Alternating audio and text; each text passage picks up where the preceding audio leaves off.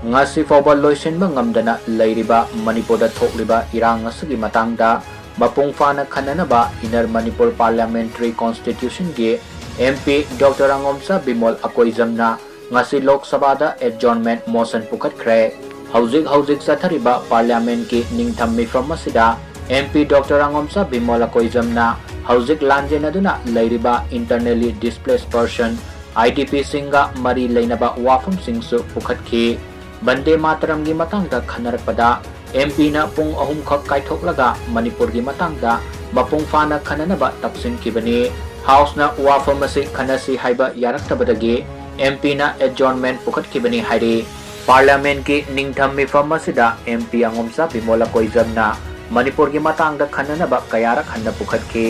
IDP singi awaba kokhanbaga loinana Manipur da ingtapa phibam hanjil handuna matung tarakpada asigumba thaudo amuk hanna thokhandana bagi matangda mapung fana khanasi haina house na mahakna kayara khanna pukhatkibani adjournment motion pukhalladuna Lok Sabha da MP ANGOMCHA BIMOL na haikibada